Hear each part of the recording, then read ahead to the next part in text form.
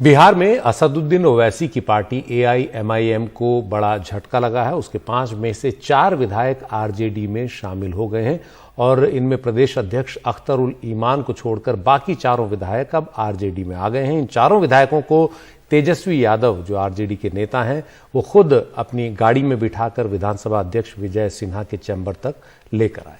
ये 4 विधायक हैं शाहनवाज आलम, इजहार असफी, अंजाम नाइमी और सैयद रुकनुद्दीन अहमद।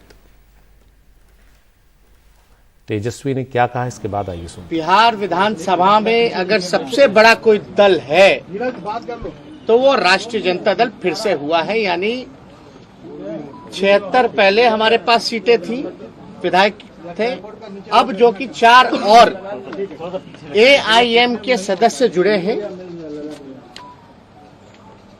जोगीहाट से शहनवाज भाई, मोहम्मद अंजार नईमी जी बहादुरगंज से, मोहम्मद इजहार अशफी कोचाधामन साहब कोचाधामन से, रुकनुद्दीन अहमद जो 22 से जो है, जो एआईएम में थे। यानी एआईएम को 5 सीटें मिली थी, जिसमें कि 4 विधायक, ये चारों विधायक राष्ट्रीय जनता दल में जुड़े हैं और पार्टी ने स्वीकारता दी है।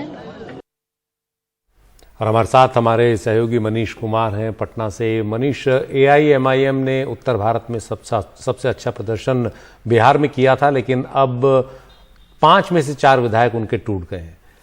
आरजेडी के 4 विधायक अब और बढ़ गए हैं। इसका बिहार की सियासत पर क्या असर दिख सकता है?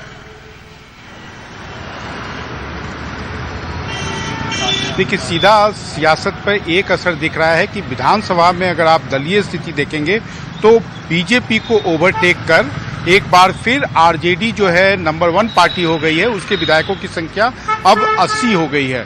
दूसरी बात यह है कि अगर जो बीजेपी और नीतीश कुमार के बीच असहज स्थिति है, हालांकि जो बिहार में अब संकट मोचक की भूमिका अदा करते हैं धर्मेंद्र प्रधान, केंद्रीय मंत्री हैं, उन्होंने कहा है कि नीतीश कुमार नेता हैं और नेता वो ही रहेंगे और आने वाले दिनों में आप ये देखेंगे। लेकिन उन्होंने ये बात मानी थी कि हाँ, दोनों के बीच में आरोप प्रत्यारोप चलते हैं, लेकिन अगर कुछ तोड़फोड़ की स्थिति हुई तो निश्चित रूप से अगर नीतीश कुमार आरजेडी के साथ आना चाहें तो अब वो जो स्थिति है नंबरों की मतलब अगर आप देखेंगे बहुमत का आंकड़ा तो वो सीधे पार कर ही लेते हैं। लेकिन साथ ही साथ वामपंथी दलों के साथ भी जो आरजेडी का एक गठबंधन चल रहा है उससे उनकी स्थिति मजबूत हुई है।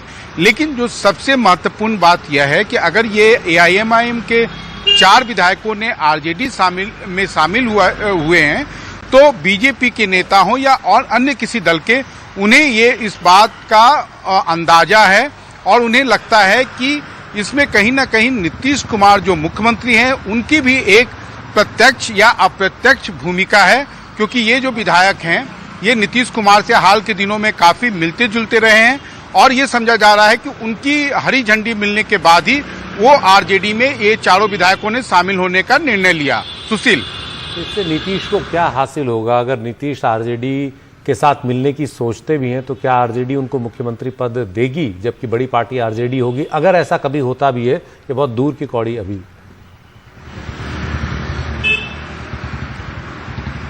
देखिए, बिहार की राजनीति में क्या होगा, कब होगा, ये आज की तारीख में कोई नहीं जानता है, क्योंकि कौन किसके साथ है और कौन किसके विरोध में है ये किसी भी दल को आज की तारीख में पता नहीं है। क्योंकि बिहार की राजनीति में जो जिसके साथ है वो उसको जमकर उसकी आलोचना करता है, खासकर वो बीजेपी और जेडीयू के बीच संबंधों का अगर आप देखेंगे। साथ ही साथ आरजेडी के भी कांग्रेस के साथ उतने अच्छे संबंध अब नहीं रहे हैं। आरजेडी को जितना नीतीश कुमार के खिलाफ आक्रामक होना चाहिए वो अब ना सदन के अंदर या सदन के बाहर दिखता है।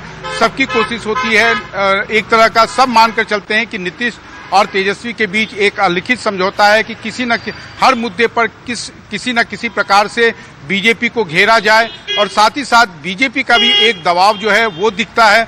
लेकिन हाँ, बिहार, जैसा कि मैंने आपको कहा कि बिहार की राजनीति कब किस करवट बदलेगी कोई नहीं जानता। लेकिन फिलहाल ये एक बात तय है कि नीतीश कुमार और आरजेडी आज की तारीख में अगर एक साथ आ जाएं तो तो ये सब मानकर चल रहे हैं कि बीजेपी के लिए काफी मुश्किलें खड़ी हो सकती हैं और बीजेपी फिलहाल अगले लोकसभा तक नीतीश कुमार को छोड़ने के किसी भी तरीके से छोड़ने की कोशिश या आप कह सकते हैं कि छोड़ने की पोजीशन में नहीं है। सुशील जी शुक्रिया मनीष जी। तो बिहार की राजनीति कुछ दिन इंतजार कर ले, क्योंकि अभी महाराष्ट्र की राजनीति काफी तेज है, पहले वो तय हो जाए।